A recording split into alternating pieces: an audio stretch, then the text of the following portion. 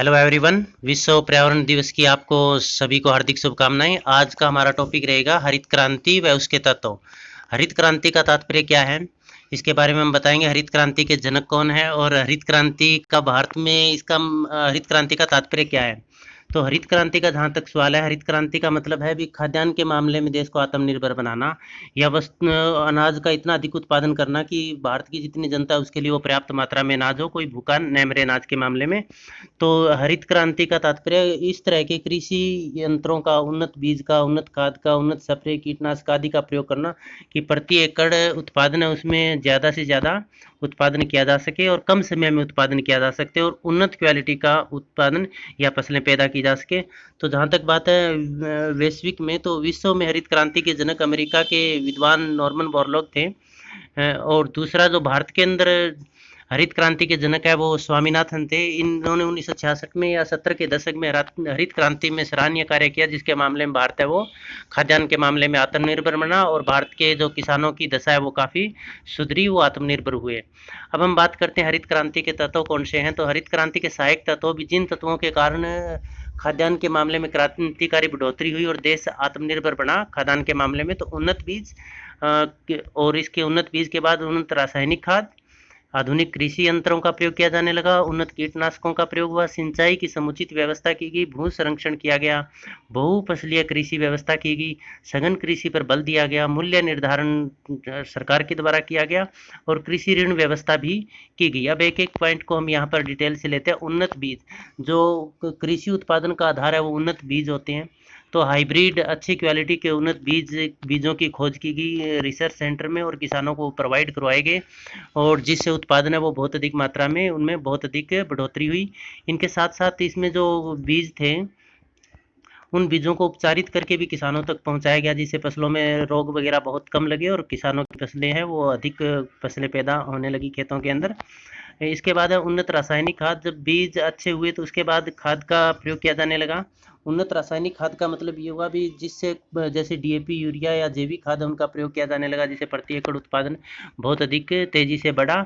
और खाद्यान्न उन रासायनिक खाद है उनका अब भारत है वो दूसरे देशों से आयात भी करता है और खाद्यान्न के मामले में काफ़ी अधिक बढ़ोतरी हुई और खाद के उपभोग के मामले में भारत है वो विश्व में चौथे नंबर पर है। इसके बाद हम हरित क्रांति के जो में सहयोगी तत्व रहे वो उन्नत कीटनाशक, क्योंकि जब फसलें उन्नत बीज आ गए, अच्छी खाद डाल दी, उसके बाद फसलों के रोग भी लग जाते हैं, जिसे बहुत सारे सुंडी हो गई, कीट हो गए, कीट पतंगे आदि फसलों पर लग जाते हैं। तो उन कीट पतंगों से बचने के लिए क्या किया गया, उन्नत कीटनाशकों का प्रयोग किया गया। वो कीटनाशक है वो फसलों को खराब होने से या बर्बाद होने से बचाते हैं, जिससे फसलों के उत्पादन में काफ़ी बढ़ोतरी हुई है। और इसके बाद सिंचाई की समुचित व्यवस्था, क्योंकि फसलों जो खेती है, कृषि है, वो पूरी तरह से पानी पर निर्भर है और पानी की यदि समुचित व्यवस्था होगी तो कृषि उत्पादन में काफ़ी बढ़ोतरी होगी। तो यहाँ पर कृषि के लिए भूमि जल स्तर का प्रयोग किया गया, ट्यूबवेल वगैरह लगाए गए, जहाँ पर पानी कम है वहाँ पर फुहारा सिस्टम भी लगाया गया। इसके साथ साथ टपका सिस्टम भी लगाया गया और नहरों की भी समुचित व्यवस्था की गई, जिससे किसानों को पानी या फसलों के लिए प्रचुर मात्रा में मिले और परिणाम स्वरूप कृषि उत्पादन में बहुत अधिक बढ़ोतरी हुई। इसके बाद हम करते हैं ये जो आधुनिक कृषि यंत्रों का प्रयोग, जैसे पहले सारा काम है वो हाथों से किया जाता था, जिससे जो टाइम भी बहुत ज़्यादा लगता था और उत्पादन भी बहुत कम होता था। अब जैसे बिजाई है, निराई है, बुआई है, कटाई है, ये सारा काम मशीनों से होने लगा है। आप देखते हैं जैसे कंबाइन वगैरह का प्रयोग करते हैं तो एक ही दिन में बहुत सारी फसल काट कर बाजार में ले जाई जा सकती है। यही काम पहले हाथों से किया जाता था, जिसमें बहुत ज़्यादा समय लगता था। अब कृषि विभिन्न जैसे बिजाई की मशीनें आ गई, ट्रैक्टर आ गए, कंबाइन आ गए, आदि आधुनिक कृषि यंत्रों का प्रयोग किया जाने लगा है, जिससे उत्पादन में बहुत ज़्यादा बढ़ोतरी हुई है। अब इसके बाद हम बहुफसलीय कृषि का जिक्र करते हैं। यहाँ पर बहुफसलीय कृषि का मतलब ये हुआ, पहले साल में एक ही प्रकार की फसल ली जाती थी। अब एक ही प्रकार की फसल ले जाकर एक साथ दो दो तीन तीन फसलें ली जा रही हैं। जैसे क्योंकि उन्नत क्वालिटी के बीज आ गए और समुचित सिंचाई व्यवस्था हो गई है, अच्छे कीटनाशक आ गए हैं, तो इससे क्या हुआ, फसल कम समय में तैयार होने लगी, जिसमें एक साल में तीन तीन फसलें ली जाने लगी और एक साथ दो दो फसलें भी एक साथ उगाई जाने लगी, जिससे क्या हुआ, जो उत्पादन है वो कृषि उत्पादन बढ़ा और लोगों की जो खाद्यान्न आवश्यकता है वो तेजी से अच्छी तरह से पूरी कर पाए, इसके अंदर कर पाए। इसके बाद हम करते हैं इसमें जो भू संरक्षण है उसके लिए क्या, भू संरक्षण का मतलब हवा के कारण या पानी के साथ साथ भूमि का कटाव हो जाता था जिससे उगी हुई फसलें बर्बाद हो जाती थी।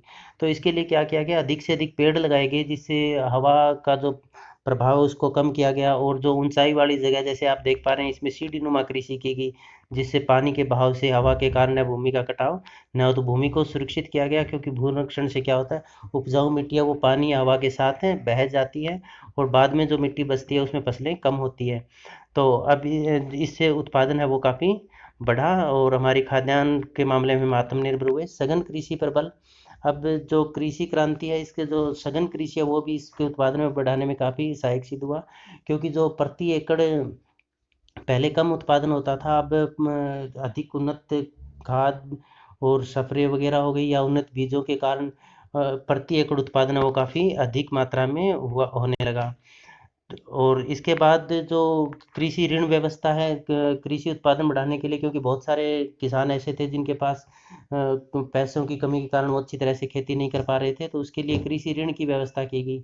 जैसे बागवानी के लिए ऋण दिया जा रहा है, या फिर खाद बिजली खाद और बीज स्प्रे आदि के लिए ऋण की व्यवस्था की जा रही है, या फिर ट्यूबवेल वगैरह लगाते हैं तो उनके लिए भी ऋण की व्यवस्था सहकारी बैंक हो गया या फिर नाबार्ड के द्वारा की जा रही है। तो इससे जैसे सहकारी बैंक है उसमें भी या फिर केसीसी बनाकर भी किसानों को गवर्नमेंट के द्वारा आर्थिक मदद की जा रही है। तो इन सब का उद्देश्य है किसानों को आत्मनिर्भर बनाकर कृषि व्यवस्था में सुधार करना था। और नाबार्ड एक ऐसा जो बैंक है जो कृषि व्यवस्था के लिए ऋण विभिन्न बैंकों को ऋण उपलब्ध करवाता है। तो ये कृषि जो ऋण व्यवस्था किसानों को आर्थिक मदद की गई, इससे कृषि उत्पादन में काफ़ी सुधार हुआ क्योंकि लोगों की कृषि में रुचि भी पैदा हुई। अब इसके साथ साथ मूल्य का निर्धारण है, पहले जो फसलें पैदा तो किसान करता था परंतु उसका शोषण का शिकार होता था कि उसकी जो बिचौलिया वो अपनी मन मर्जी से किसान की फसलें जो खरीदते थे।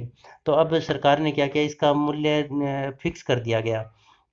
मूल्य फिक्स करने का मतलब प्रत्येक फसल है उसका मूल्य फिक्स कर दिया, यदि कोई उससे कम मूल्य पर फसल खरीदता है तो उस रेट पर तो गवर्नमेंट फसल खरीद रही है, तो जो बिचौलिया है व्यापारी है उन्हें कम से कम जो सरकार द्वारा निर्धारित मूल्य है न्यूनतम समर्थित मूल्य है उस पर तो खरीदनी पड़ेगी। एक इसमें भावांतर योजना जो गवर्नमेंट ने अभी चलाई है सब्जियों के लिए, तो भावांतर का मतलब हो गया भावों में अंतर। जैसे मान लीजिए गवर्नमेंट ने आलू का भाव है वो 10 रुपये फिक्स कर दिया और मार्केट में किसान को 8 रुपये मिला, तो भाव में जो अंतर आया 2 रुपये का, वो जो 2 रुपये है वो किसान को गवर्नमेंट अपनी तरफ से देगी। तो ये भावांतर योजना चलाएगी ताकि किसान निरुत्साहित होकर उन फसलों का उत्पादन बंद न कर दे। तो इससे क्या हुआ, जो बढ़ोतरी हुई उत्पादन में, न्यूनतम समर्थन मूल्य हम कर चुके हैं पहले। तो अब इसमें जो क्वेश्चन है आपके लिए, एक वो क्वेश्चन ये है कि जो विभिन्न बैंकों को कृषि के लिए ऋण ऋण कौन उपलब्ध करवाता है, ये आपको कमेंट बॉक्स में लिखना है। आप सबका बहुत बहुत धन्यवाद।